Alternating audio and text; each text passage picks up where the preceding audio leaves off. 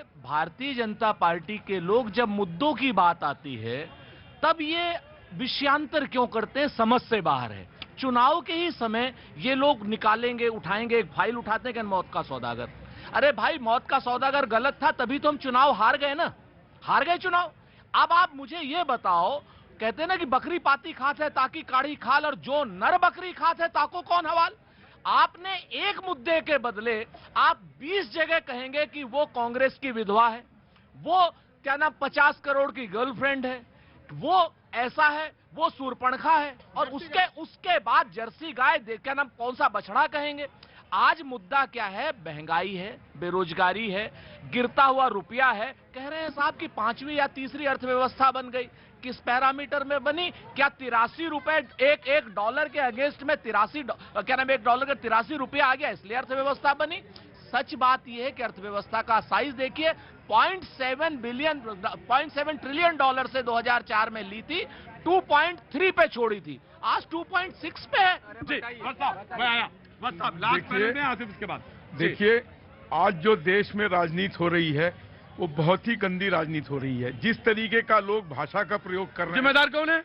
हम सब नेतागण जिम्मेदार हैं इसके लिए। इस तरीके की भाषा का मैं जनता से अपील करूंगा कि जो भी दल के लोग इस तरीके की भाषा का प्रयोग करें, व्यक्तिगत रूप से किसी को, उसको आप लोग बायकॉट कर दीजिए पूरी तरीके से, उसकी जमानत जब्त कर दीजिए, जमानत जब्त कर दीजिए।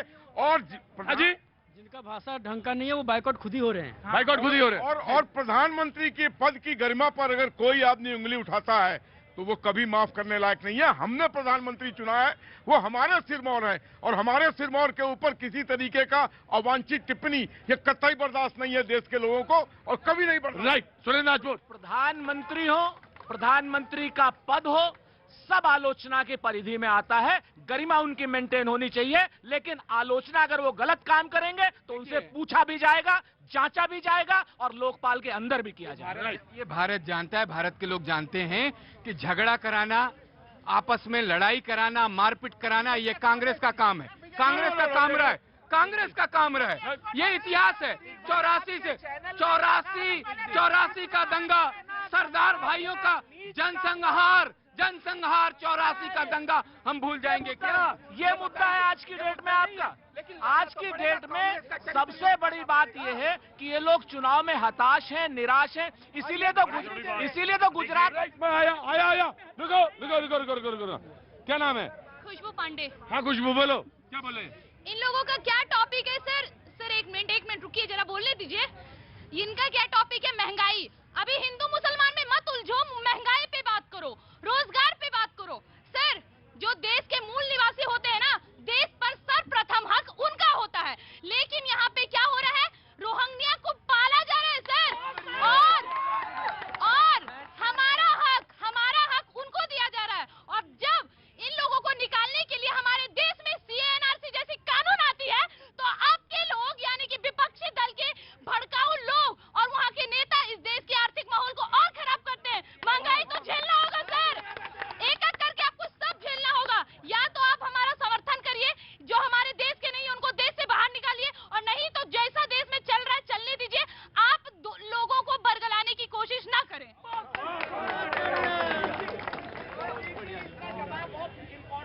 ऑफकोर्स। अरे कहाँ अवस्थी जी, कहाँ खड़े हैं? जनता है, जनता है। अरे नहीं, आइए, आप हमारे प्रवक्ता रहते हैं, आ जाइए, अंदर आ जाइए। ऐसा नहीं, ऐसा मत करिए। ऑफकोर्स, अरे आइए अवस्थी जी, बुलाओ उनको जी। ये बात इस लड़की ने, इस बिटिया ने बहुत अच्छी कही, सच बात है। और ये बात हरदीप पुरी से, अमित शाह से और नरेंद्र मोदी जी से जरूर पूछनी चाहिए कि वो रोहिंग्या के लिए रोहिणी में फ्लैट क्यों बनवा रहे हैं। आज की डेट में भाजपा, उन्होंने कहा कि नहीं बनवा रहे। नहीं, अरे हरदीप पुरी का ऑफिशियल स्टेटमेंट है। वो हटाया क्यों हटाया? वो सच ये है कि उन्होंने स्थगित किया है। बाकायदा रोहिंग्या को फ्लैट भाजपा दे रही है, और इस भाजपा को एक्सपोज करना होगा। ये इनको हराएगी। ये स्टेटमेंट सुरेंद्र राजपूत का अगर कांग्रेस का ऑफिशियल स्टेटमेंट है, तो ये भारत की जनता और दिल्ली की, खास करके दिल्ली वाले जो दिल वाले हैं, सुन लीजिए कांग्रेस का कि कांग्रेस क्या कह रही है, किस तरीके से झूठ बोल रही है, इल्जाम लगा रही है। ये इल्जाम है कांग्रेस का, और इसमें कांग्रेस राइट।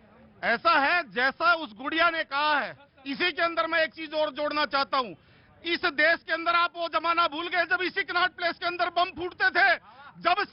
अंदर 1 साल में 60 बम विस्फोट होते थे, आज कहाँ है? और ये जो गुड़िया है ना, इसी का उदाहरण देकर के कहता हूँ, ये नया भारत है, ये जवान भारत है, इसको दब्बू भारत नहीं चाहिए, इसको ठोकू भारत। क्या सोचते हो तुम, क्या सोचते हो नौजवान?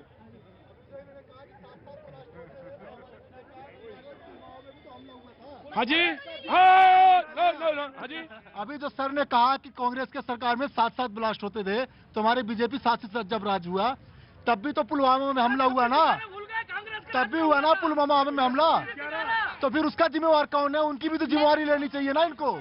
एक मिनट, हमारे एकदम सही कह रहे हैं कांग्रेस। एक मिनट सर, एक मिनट। कांग्रेस काल में बहुत सारी आतंकवादी घटनाएं हुई और उसके बाद पता है क्या हुआ? उसके बाद क्या हुआ बताते हैं? यहाँ आतंकवादी घटना करने के बाद लोग एकदम खुले होके घूम रहे थे, आतंकवादी, वो पाकिस्तानी, वो जिहादी, सब एकदम खुले होके घूम रहे थे। अरे हमारा कोई कुछ नहीं बिगाड़ सकता। आज सब में एक खौफ है कि अगर भारत देश में कुछ करेंगे, अगर भारत देश में कोई आतंकवादी घटना होगी तो देश का जो भारतीय जनता पार्टी है वो उसे नहीं बख्शेगा। पुलवामा